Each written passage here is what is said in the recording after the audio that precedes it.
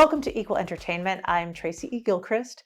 Grease is the word once again. We're headed back to Rydell High for a new prequel series with an origin story.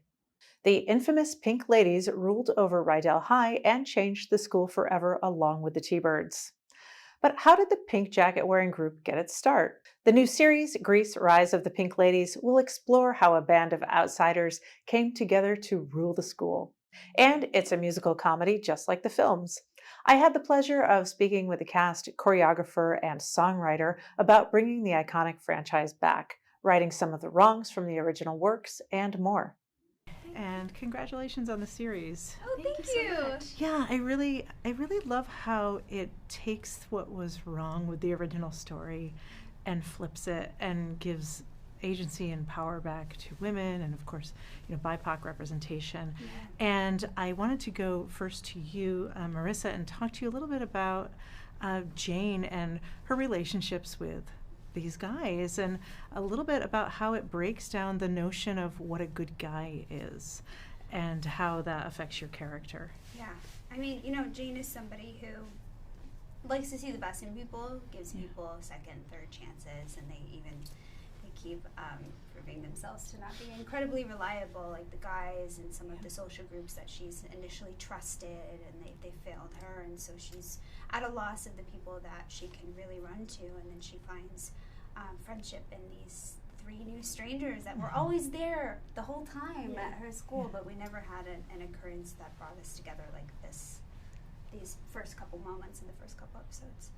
Yeah, it's so good. And then, Shane, I want to talk to you a little bit about Olivia, and I love that she discovers her voice through the power of the pen, as it were, and kind of writing about what we would now call social justice issues. Right. And I think that's really powerful that you have this character in the 50s who's doing that. Would you talk a little bit about that, please? Yeah, I just think, she has a hard time at first really finding her voice because there's a lot of people who talk so badly about her and put her down. But once she finds the Pink Ladies, she's finally able to find that voice and have that confidence to kind of, say what she needs to say. There's so much injustice at the school and around that she really needs to say it. And other people aren't gonna write it. Right. So I gotta write it. We gotta have somebody, right? Somebody has to take it on. Yeah. Absolutely. And then you kind of touched on this. I think it's really great, that Jane finds these other people who are kind of on the margins of the school. Yes. But typically, we would see them being real outsiders. And even in the movie, Sandy has to change to be accepted. But these women are not going to change. Yes.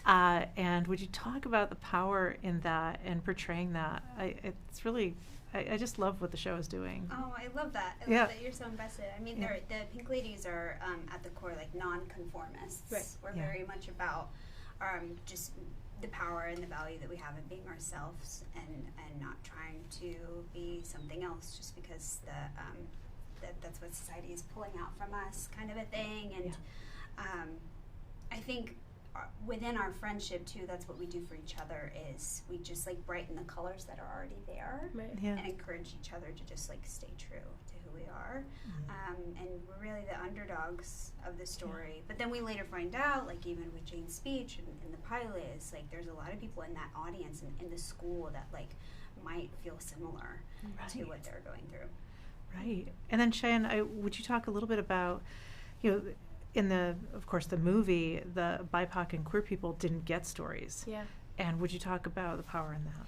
I think it's so incredibly amazing. I feel like it's a lot of people didn't get to see their stories on the screen, especially back when movies were made back then, and now we're able to tell those stories, and so many kids and even adults that didn't see themselves back then are able to see themselves now and see the struggles that happened. All of these people were there. They were alive and well in the 50s. They all existed.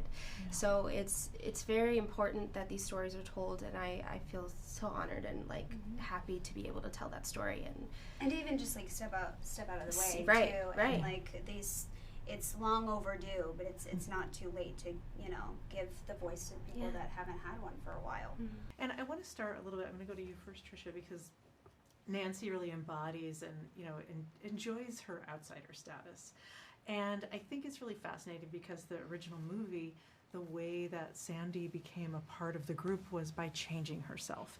And this group is not going to change themselves. That's right. And I wonder, would you talk a little bit about the power in that? Sure, absolutely. Nancy is so powerful, as are all of the Pink Ladies, and they're more powerful together. And the fact that Nancy loses her first closest friends because they find boyfriends, and she doesn't have one, nor does she want one. It's the complete opposite of Grease, and that's wonderful. She's ambitious, and she's ahead of her time in her thinking and in the way that she dresses. She knows exactly what she wants, and she doesn't mind being different. She wants to stand out, but at the same time, she wants to have friends, and she wants to have friends who like her for who she truly is, and she doesn't want to have to be someone else. So it's really exciting that we get to tell stories like that now, and she gets to find the rest of the Pink Ladies who do embrace her. Yeah, it's incredible. And then, Ari, I love that Cynthia is a tomboy throughout and kind of referenced in that way, but which is a very kind of old way of describing gender. But there's also like a thread of it being very modern. And I wonder, would you talk a little bit about how the show takes on Cynthia's gender presentation in this kind of more modern way? Yeah, I mean, I think that I had a great conversation with Annabelle, our showrunner, a little while ago about how the 70s Grease is sort of like a subversive feminist take of the 1950s, and then we get to have in the 2020s our own take of the 70s and the 50s, and people like Cynthia did exist in the 1950s. People like all of our characters existed in the 1950s. Whether or not they were portrayed on media, the answer is likely no. And I think it's been really special to me to be able to really delve into the complexities of gender identity and sexuality, more specifically sexuality, in through this character. It's been really special, and it's been really freeing. Incredible. Well, thank you for that. And then also kind of touching on people getting stories that they were denied in the 70s and definitely in the 50s. Tricia, would you talk a bit about, really giving stories to BIPOC people who were there, who were erased? Who were erased. I mean, and queer people, obviously, but yes. It's incredible. I mean, every day I'm living like, I can't believe that this is really happening, and like this feels like a dream come true. The fact that I can even be a Pink Lady right now, like, it chokes me up. I mean, I grew up with Grease, and I watched it, and I was like, there's no way. I grew up learning that I could never be Annie, I could never be all of these different things, and you kind of just are used to having your dreams crushed based on what society expects of you or like how they see you. So getting the opportunity to represent that for people, and like for a new generation of viewers to see themselves, and the old generation too, to see themselves represented is a huge responsibility, but also such an honor. And I'm so grateful to give Nancy a voice and to be that for everyone, but also to tell stories that are from the 50s, but also so relevant to today. And I hope that inspires people to go after whatever they want. Annabelle Oakes, our showrunner and creator, was so... She just went to a high school where they filmed, one of the high schools they filmed Grease at, got a yearbook from 1954 of that high school, and it was a diverse community. Wow. And, so she was just, Yeah. this is just telling, these people all existed in the 50s. Well, my mom and dad are from here. So really, that would mean that they were, erased. So I'm like, no. They were here, and it was a real thing. And the funny part about it is that people of color like influenced the dance style and the music of that period as well. Like it was a big, influence. So to pretend that they weren't there, it's just so nice that yes, we're there and we get to see them in this series. Thank you so much to the folks of Grease, Rise of the Pink Ladies for speaking with me. I thoroughly enjoyed this series, and I love how it provides visibility to those communities that were marginalized in the original movies. It's streaming now on Paramount+, and you can watch more of my full interviews with the biggest names in Hollywood on the Advocate Channel YouTube page. I'm Tracy E. Gilchrist, and that's what's happening in entertainment.